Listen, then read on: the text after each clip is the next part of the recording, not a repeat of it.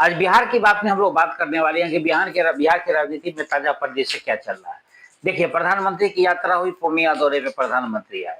उन्होंने पूर्णिया को जो सौगात देनी थी, चाहे वो एयरपोर्ट का हो, रेलवे का उद्घाटन का था, इसके अलावा और भी मखाना बोर्ड से लेकर के तमाम चीजों पर उन्होंने जियो टैग का उन्होंने किया।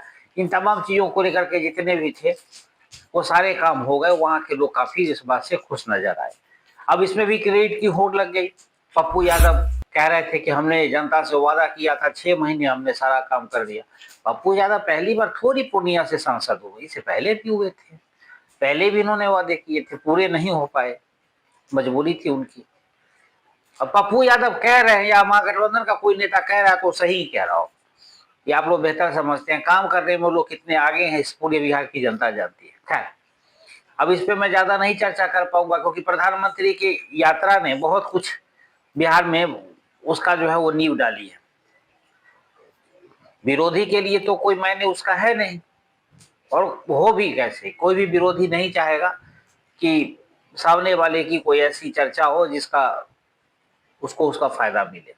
लेकिन प्रधानमंत्री ने जिस प्रकार से युवाओं को डिजिटलाइजेशन से जोड़ने और एनडीए सरकार के कामकाज और उसे जोड़ने का काम किया है, जो डिजिटल क्रांति की ओर जाने की बात की है, उससे एनडीए को काफी फायदा होने वाला है। और इसकी शुरुआत कल जो प्रधानमंत्री कोई जब कार्यक्रम में किसी बात को कहते हैं तो ग्राउंड लेवल पर उसकी शुरुआत पहले कर दी जाती है। तो इस प्रकार से एनडीए के सारे कामकाज जो युवा जिससे वंचित हैं कि उन तक नहीं पहुंच पा रहे थे, उसको शुरू किया गया है कि मोदी फ्रेंड जो डिजिटल फ्रेंड होगा, ऐसे करके कार्यक्रम की शुरुआत की गई है। खैर, इन तमाम चीजों को देख लेते हैं। उसके बाद आते हैं अभी दोनों गठबंधन को लेकर के एक समस्या बनी हुई है, सीट शेयरिंग को लेकर के। जीतन मांझी भी एनडीए में कह देते हैं कि हम अकेले 100 सीट पर चुनाव लड़ जाएंगे। चिराग पासवान एक बार लड़के देख ही चुके हैं 2020 में, उनका हासिल उनको मालूम ही है। इस बार भी फिर अभी थोड़ा बहुत उनको वो फुदक रहे हैं, इतना नहीं इतना चाहिए। और उनसे ज्यादा उनके जो जीजा हैं अरुण भारती, उनको लगता है कि इस बार झंडा गाड़ ही देना है। तो एनडीए में भी कुछ ऑल इज वेल जो कहेंगे आप लेकर के, वो होने वाला नहीं है। एक फॉर्मूला निकाला गया एनडीए में कि 99 दोनों, यानी जदयू बीजेपी, 23 चिराग पासवान, 12 जीतन राम मांझी और 10 जो है यानी 12 जीतन राम मांझी और 10 उपेंद्र कुशवाहा। अब देखते हैं ये भी फार्मूला लागू होता है कि नहीं लागू होता है। कई फार्मूले बन चुके हैं, मैं आपके सामने लेकर के आया हूं, लेकिन प्रयोग अभी तक एनडीए का भी सफल नहीं हो पाया। आप इधर आ जाइए, इधर ज्यादा झंझट की बात नहीं, इधर कोई झंझट ही नहीं। इधर झंझट है मात्र इस बात की कि अब साथ लड़ेंगे या अलग अलग लड़ेंगे, बस इतनी कहानी। कांग्रेस इस बार यस बॉस की भूमिका में नहीं आने वाली।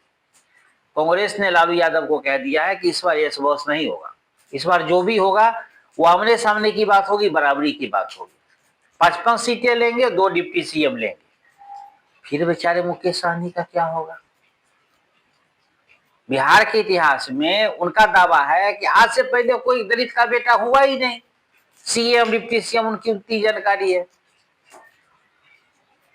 अब आप लोग समझ लीजिए कि बिहार में हुए हैं कि नहीं हुए। मैं किसी का नाम नहीं लेना चाहता। अब एक मामला जीवेश मिश्रा वाला हुआ था, एक पत्रकार को पिटाई को लेकर के, दरभंगा वाला मामला था। तेजस्वी यादव में सुबह सुबह पहुंच गए थे एफआईआर दर्ज कराने, पीछे पीछे बेचारे मुकेश सहनी भी पहुंचे।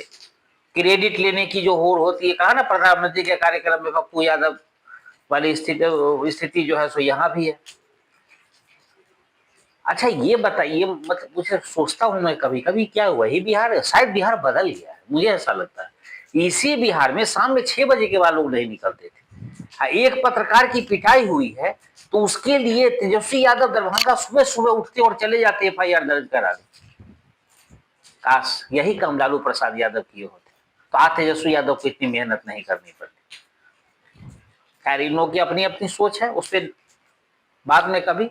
लेकिन जिस प्रकार से कांग्रेस आंखें दिखा रही है और सीट शेयरिंग को लेकर के कृष्णा लाल को जो ऑथराइजेशन मिला है, और उसके बाद राजेश राम को 2 दिन पहले राजेश राम ने एक मीटिंग रखी, आरजेडी के नेताओं को बुलाया कि आइए एक बार बात कर लेते हैं, हो सकता है कि मामला सुलझ जाए। लेकिन आरजेडी के नेता नहीं है, बोले तुम्हारी इतनी हैसियत नहीं है कि तुम हमको बुलाओ और हम आकर के तुमसे बात करें, यानी कि सदाकत असलो। आना हो तो यहाँ आओ, यानी आरजेडी कार्यालय आओ। तो आप समझ सकते हैं, यही लोग महादलित की बात कर रहे हैं, यही लोग दलित के उत्थान की बात कर रहे हैं। राजेश राम तो महादलित ही है ना। कैसे होगा इसमें, कैसे बिहार विकास की बात हो रही है? तो इन चीजों को आप देख लीजिए। मुकेश सहनी है जो उनको 20 सीट से ज्यादा मिलने की उम्मीद नहीं है, 20 मिल जाए बामुश्किल बड़ी उनके लिए बड़े ही फायदे होंगे, लेकिन उसके बावजूद भी मुकेश सहनी जो अपने तेवर कम नहीं रखे। अच्छा, उनकी जो बातें होती है वो ऐसे बोलते हैं जैसे पूरे गठबंधन की सीट शेयरिंग वही तय कर रहे हैं। मैंने कहा था कि वाम दल बिना किसी शोर शराबे का, बिना किसी लाइमलाइट का अपने कामकाज में लगे हुए हैं, चाहे वो गठबंधन में लड़े या बाहर लड़े, रिजल्ट उनको वही मिलना। वाम दल को ज्यादा नुकसान होने वाली नहीं है, वाम दल को ज्यादा फायदा ही होगा। अगर महागठबंधन को ज्यादा सीटें आती है तो उसमें अहम भूमिका वहां वाम दल की होने वाली है।